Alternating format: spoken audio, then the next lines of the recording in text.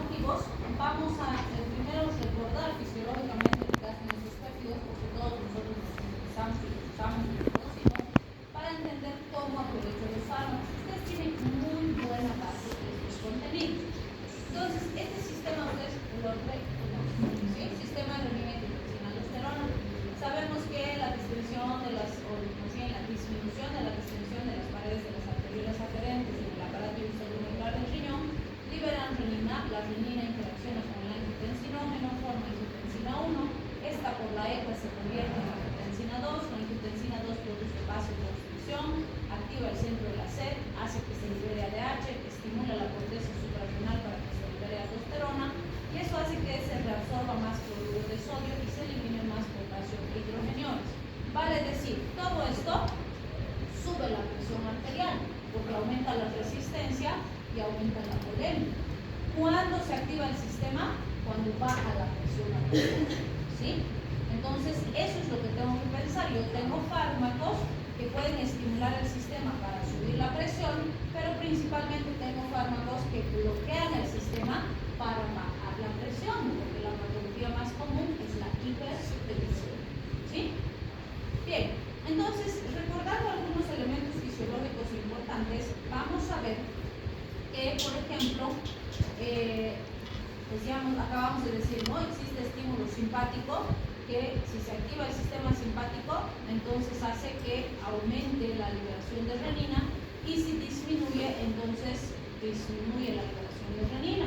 Y eso está ligado también a la presión en las paredes de las arteriolas. Si aumenta la presión, disminuye la liberación de renina. Baja la presión, aumenta la liberación de renina, ¿sí? También tenemos control a nivel de la mácula densa. La mácula densa es sensible a la llegada de cloruro de sodio. Entonces, si hay mucho cloruro de sodio, se inhibe el sistema porque ya no necesita. Si baja el cloruro de sodio, se activa el sistema para que se mantenga cloruro de sodio, ¿sí? También tenemos control, bueno, esto está ligado a lo que acabamos de ver, que la activación nerviosa, ¿no? Menos activación, menos liberación de renina. Más activación, más liberación de renina. Y esto está ligado también con la acción beta a nivel renal, que aumenta la liberación de renina porque sube la presión arterial. Y la propia angiotensina también regula el sistema. Si hay mucha angiotensina, se inhibe la liberación de renina. Si hay poca angiotensina, aumenta la liberación de renina, ¿sí?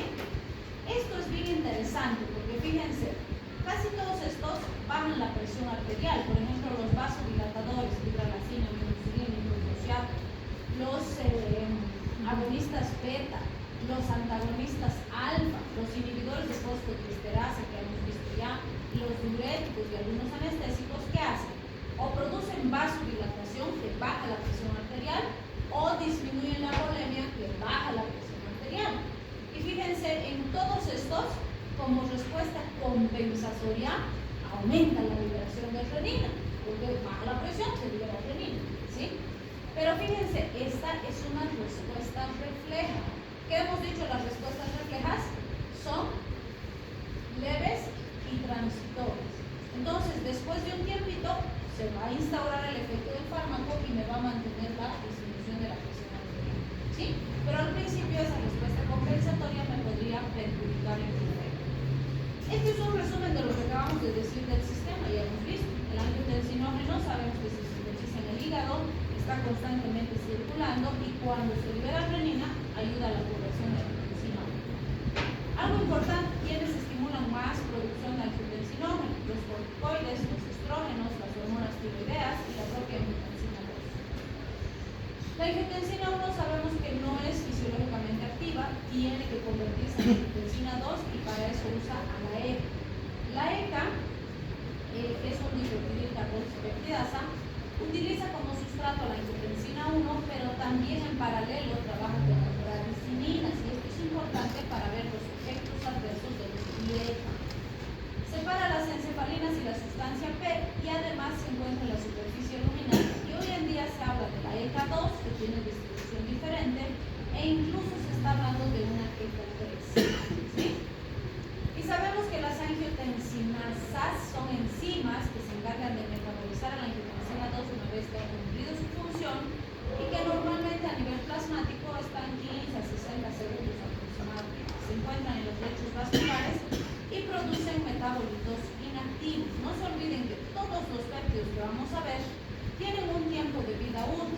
están todo el tiempo activos, sino que se usan y después desaparecen, ¿sí? Y para eso se destruyen, pues. Entonces, ¿qué hace la angiotensina 2 en el aparato cardiovascular? Esto ya sabemos, por eso mismo les recuerdo de fisiología. Sube la presión arterial. ¿Cómo sube la presión arterial? Aumenta la resistencia periférica total, aumenta la disponibilidad de adrenalina y noradrenalina porque se libera más en ganglios y hay disminución de la recaptación y tiene acción importante en el cerebro y sistema nervioso autónomo. A nivel de las glándulas suprarrenales tenemos aumento de la síntesis de corticoides y mayor liberación de aldosterona que va a retener agua y sodio. Tenemos dos subtipos de receptores, los AT1 y los AT2. Fíjense, los AT1 van a trabajar con proteínas GQ y predominan en el músculo lisovascular. Los AT2 predominan en otros sitios, médula suprarrenal, órganos reproductores, endotelio vascular en ciertas regiones y en cerebro. Y se cree que los AT2 están más ligados a vasodilatación, o sea, lo contrario de la angiotensina 2, pero están distribuidos en otros sitios particulares y ahí se cree que trabajan con óxido nítrico y GMP cíclico, ¿no? Pero no está muy claramente establecido. Ambos sus receptores trabajan con tirosinas sinasas y estimulan crecimiento vascular y cardíaco. A esto nos referíamos con esa cardiotoxicidad de la angiotensina 2. Acelera el remodelamiento del miocardiocito, hace que cambie la estructura del miocardiocito y eso deteriora su función a largo plazo, ¿sí? Entonces, mientras más angiotensina 2 tenemos, más rápido se degenera la estructura del miocardiocito. ¿Qué fármacos tenemos? Los YECAS y los ALA2, que ya los conocemos. ¿Qué son los YECAS? Los ALA2, antagonistas del receptor de angiotensina 2. Entonces, ¿qué hacen? Si sé el sistema C, aquí está el losartán, este es el grupo losartán, ALA2, ¿sí? Va a bloquear los receptores de angiotensina 2, entonces produce lo contrario de la angiotensina 2. Vasodilatación, disminuye la secreción de aldosterona, aumenta la excreción de agua y sodio. ¿Para qué me sirve? Para bajar la presión arterial. No es lo único. Van a ver que estos ALA2 usamos en insuficiencia cardíaca, usamos en hipertensión, usamos en arritmias, o sea, se usan en todos los otros temas de cardiovascular, ¿sí? Los YEC también ya los acabamos de ver en insuficiencia cardíaca, ¿no? En angina también. De los YEC, el enalapril es el más conocido. Lo que hace es bloquear a la ECA, entonces no hay angiotensina 2. Sus efectos son muy similares a los del ALA2, igual vasodilatación, disminuye la secreción de aldosterona, más eliminación de agua y sodio, con el beneficio que como no hay angiotensina 2, hay menos cardiotoxicidad. Mismas aplicaciones, puedo usar en hipertensión, en insuficiencia cardíaca, en angina de pecho, en arritmias, ¿sí? Bien. También tenemos los inhibidores de renina. ¿Qué hace un inhibidor de renina? Bloquea la renina. Y si no hay renina, no se produce todo lo demás del sistema. ¿Cuáles son los efectos? Los mismos. ¿Sí? Entonces ven que si el sistema hace todo lo demás. Aplicación mismo. Hipertensión, insuficiencia cardíaca, angina, arritmias, ya está. Y bueno, sí tengo antagonistas de secreción de renina. Estos ustedes ya los conocen. La clonidina, que es agonista alfa 2, ¿verdad? Era simpático mimético y simpático líquido, ¿sí? Disminuye la actividad de nervios simpáticos en riñones, disminuyendo la secreción de renina. Y al propanolol también ya lo conocen, que es beta bloqueante, disminuye la secreción de renina. Entonces se aplica en hombres con hipertensión, arritmias, angina, insuficiencia cardíaca. Se puede usar. Bien, dentro de los péptidos también vamos a ver a la vasopresina, también conocida como ADH o como hormona antidiurética. ¿Qué hace la hormona antidiurética? Evita que perdamos agua en la orina. Por lo tanto, retiene agua. ¿Qué va a hacer con la presión arterial? La sube. Entonces, la ADH también sube la presión arterial. Por eso me dicen, sirve para controlar la presión arterial a largo y corto plazo. A corto plazo lo hace por vasoconstricción, porque es rápido, ¿no? A largo plazo lo hace por control de la reabsorción de agua en los riñones, por eso tarda más tiempo. Pero fíjense, muy parecido a la angiotensina 2, ¿no es cierto? Vasoconstricción y control de moléculas. Tengo dos subtipos de receptores, los B1, que son A y B,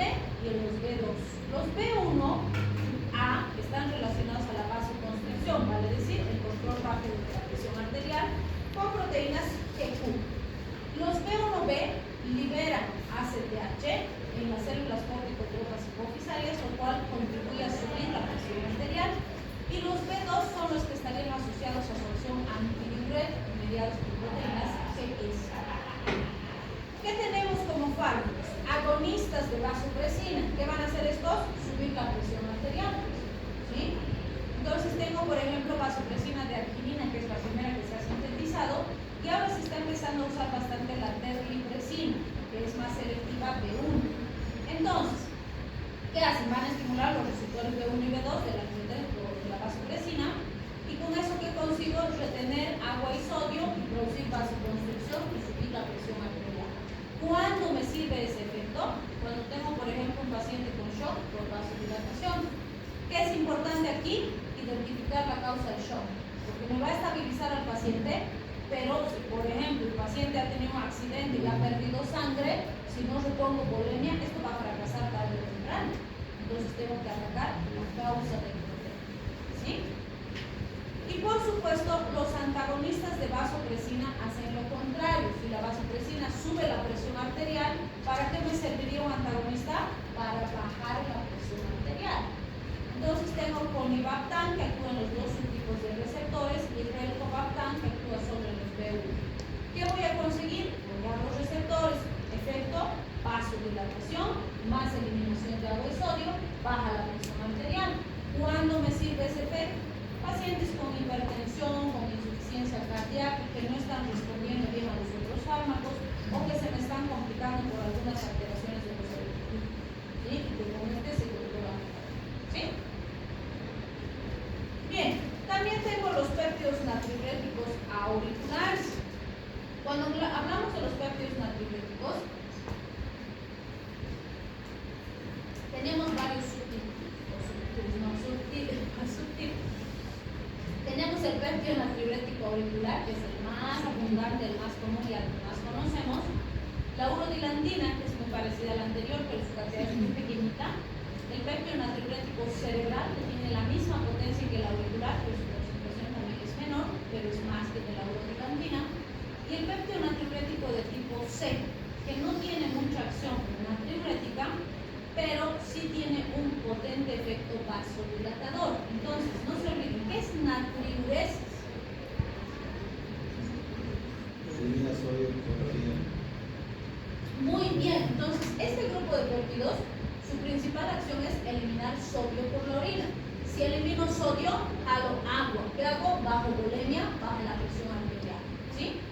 Este de tipo C no tiene mucha acción sobre la bulimia, pero sí, al relajar los vasos sanguíneos también baja la presión arterial, ¿sí?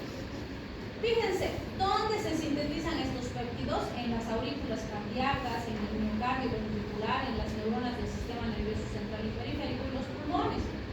¿Funcionan normalmente? Sí. Cuando tengo distensión de las aurículas, expansión volumétrica, estimulación simpática, aparecen endoterinas, corticoides, vasopresina, se libera péptido natriurético. ¿Por qué? Todos estos suben la presión arterial. ¿Qué va a hacer el péptido natriurético? Bajar la presión para estabilizar al paciente y volver a la homeostasis, ¿sí?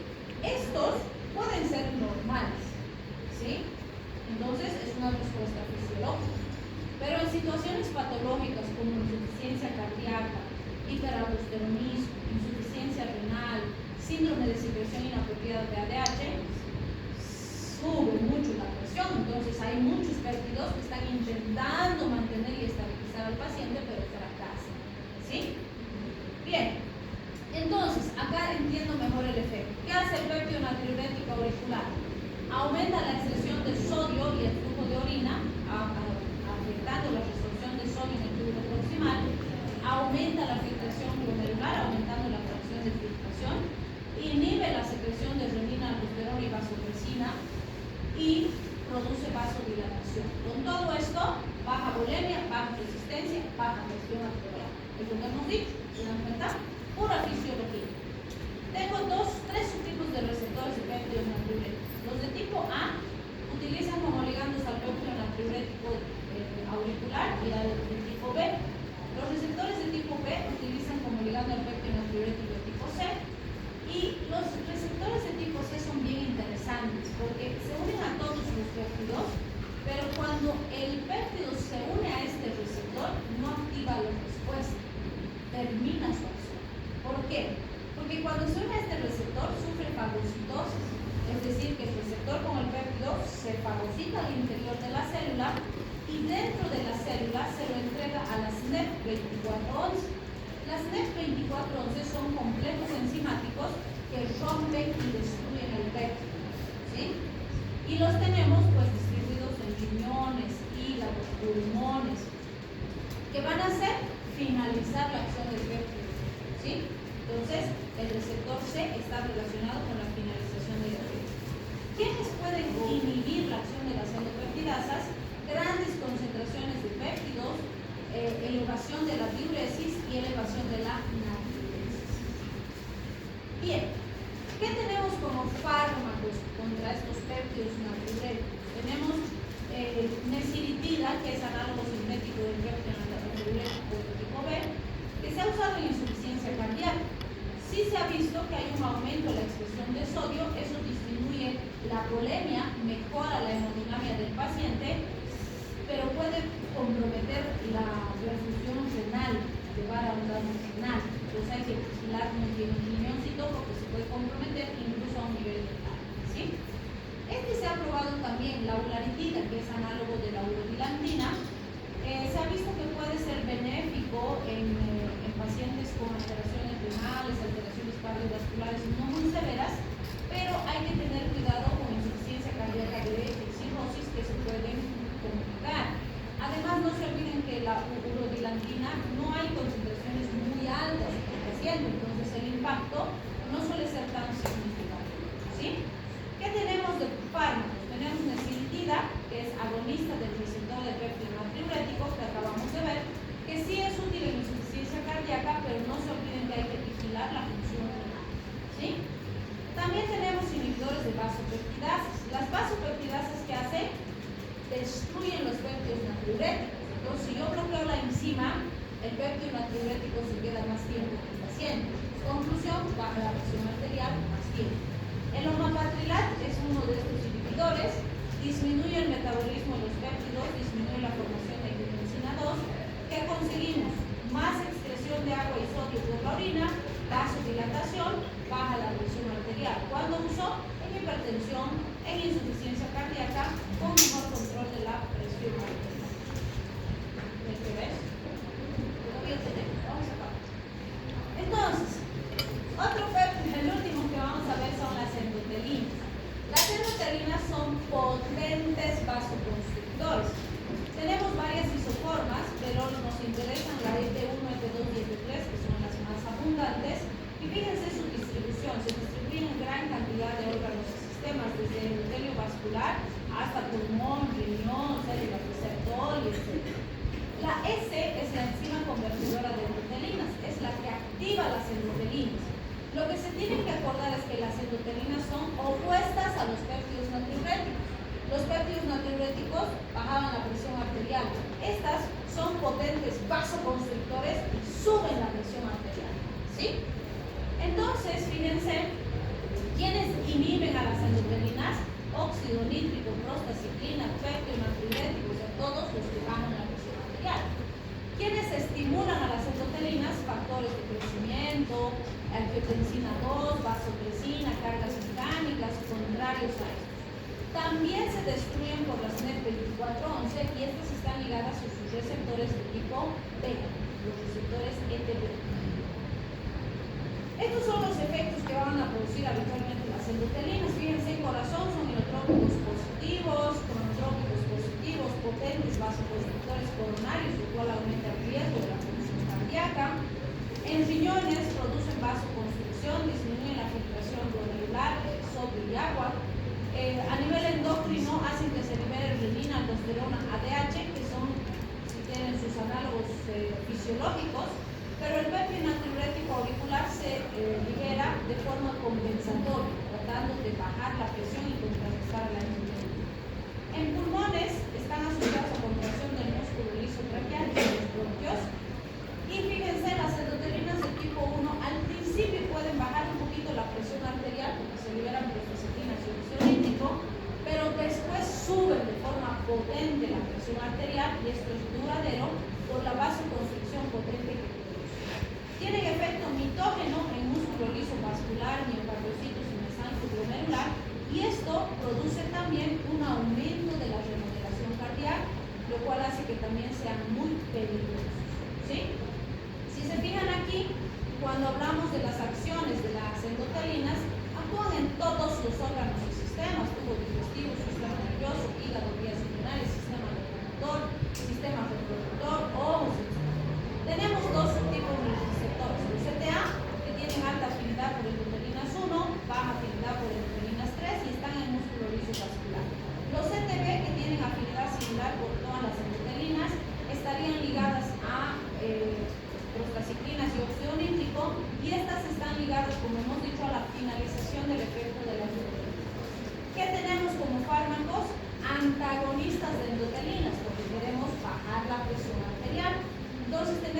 Bosentan, que actúa en los sectores CTA y ETB, Sixtasentan, Ambrisentan, que actúan en los CTA principalmente. ¿Qué hacen? Generan vasodilatación, bajan la presión arterial y se usan en hipertensión de las arterias